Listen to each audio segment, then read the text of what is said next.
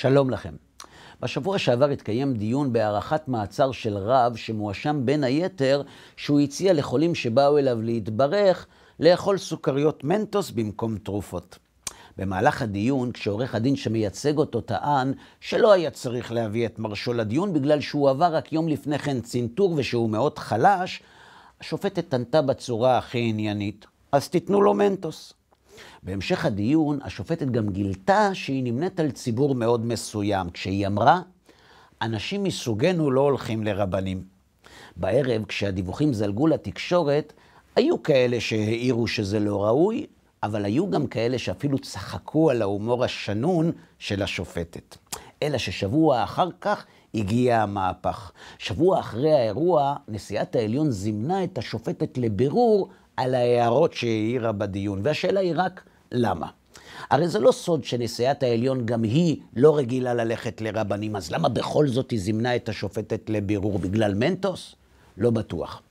היא כנראה זימנה אותה לבירור בגלל שלדעת הנשיאה השופטת חיללה את מורשתו של אהרן ברק שמבוססת על שני יסודות שאי אפשר לאחד בלא השני. האחד הוא שהכל שפיט והכל בגיץ, והשני שלדעת פרופסור ברק השופטים עשויים מזן אובייקטיבי שלא מאפשר לדעות האישיות שלהם להשפיע על הפסיקה שלהם. אתם שואלים למה הם קשורים אחד בשני? פשוט מאוד, כי אם הכל שפיט, הרי שהשופטים יכולים לקבוע הלכות גם בעניינים ערכיים ופוליטיים. ואם הדעות האישיות שלהם כן פולשות לפסיקה המשפטית, הרי שהם משוחדים בדעות שלהם, וידוע ששופטים משוחדים לא דנים דין אמת לאמיתו. לכן, לפי פרופסור ברק, בגלל שהשופטים ניחנו באובייקטיביות, הם לא נותנים להשקפות האישיות שלהם לפלוש לעולם המשפט, ולכן הם כן יכולים להכריע אפילו בנושאים ערכיים ופוליטיים, כי הם לא משוחדים, הם אובייקטיביים. עכשיו אתם מבינים למה השופטת זומנה לבירור אצל הנשיאה?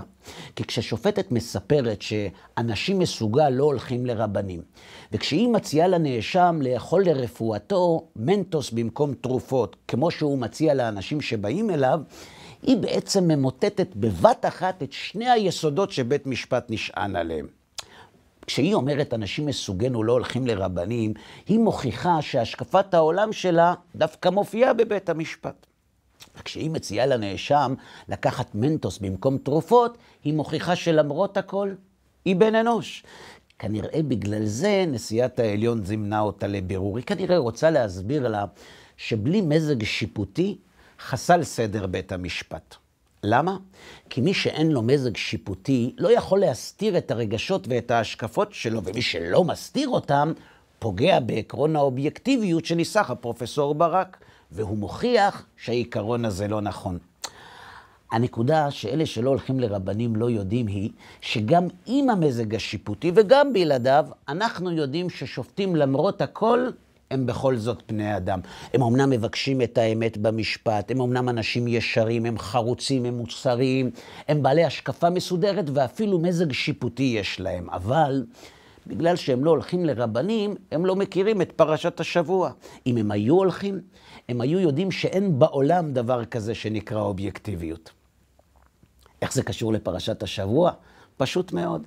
בפרשת משפטים, התורה מציגה בפני בני ישראל את הדינים שנוהגים בין אדם לחברו בענייני ממון, אבל היא גם מזהירה את הדיינים בענייני משפט, שנאמר, ושוחד לא תיקח, כי השוחד יעבר פיקחים ויסלף דברי צדיקים. אלא חברים, שבדיוק כאן עולה השאלה. איך התורה חושדת במי שהגיע למעמד של דיין בנטילת שוחד? הרי אותה תורה בדיוק קובעת שאין האדם מתמנה לדיין עד שיהיו בו חוכמה וענווה ויראה ושנאת ממון ואהבת האמת ואהבת הבריות להם ובעלי שם טוב. אז אם יש בדיין את כל המעלות האלה, איך ייתכן שהתורה תחשוד בו שהוא ייטול שוחד? ועל זה בדיוק משיב הנציב בפירושו לתורה. וכך הוא כותב, מכאן למדו חז"ל שאפילו לקחת שוחד משניהם אסור, כי סוף השוחד שיעבר פיקחים. הבנתם חברים? לפי הנציב אסור לקחת שוחד לא בגלל שהשוחד יטה את דעת הדיין לטובת הצד המשחד. את זה לא צריך להגיד, זה פשוט ומובן לכל ילד. בציווי לא תיקח שוחד, התורה אוסרת לקבל טובות הנאה אפילו משני המתדיינים. השאלה היא רק למה. אם השוחד מטה דעת הדיין לטובת צד אחד, אז מה הבעיה לקבל טובות הנאה משני הצדדים? הרי בכך הדיין חוזר להיות אובייקטיבי. והתשובה ברורה. באיסור לקחת שוחד משני המתדיינים, התורה מלמדת שדיין אמיתי הוא לא הדיין האובייקטיבי. היא מלמדת שהדיין האמיתי הוא זה שהדבר שהכי מפחיד אותו זה שהוא יודע שהוא בן אדם, שיש לו רגשות, שיש לו השקפות עולם, ושלאור הנתונים האלה הסיכוי שהוא יצליח לכוון לאמת בדין הוא לא גדול מלכתחילה, ולכן הוא מפחד מאוד לטעות בדין. כששופט מתיישב לדון עם הידיעה הזאת, אומרת התורה, יש סיכוי שהוא כן יצליח לדון דין אמת, כי הדבר שהכי מפחיד אותו זה שהוא יחטא לאמת. זו בדיוק הסיבה שאסור לקחת שוחד אפילו משניים. למה? כי כשדיין לוקח שוחד משניהם, הוא מעיד על עצמו שהוא חושב שהוא אובייקטיבי. לכן, אם רק אחד ייתן לו, הוא כבר לא יהיה כזה. אז הוא לוקח משניהם, ואז, לדעתו, הוא נשאר אובייקטיבי. הבעיה היא שמי שחושב שהוא אובייקטיבי, הוא כבר לא כזה.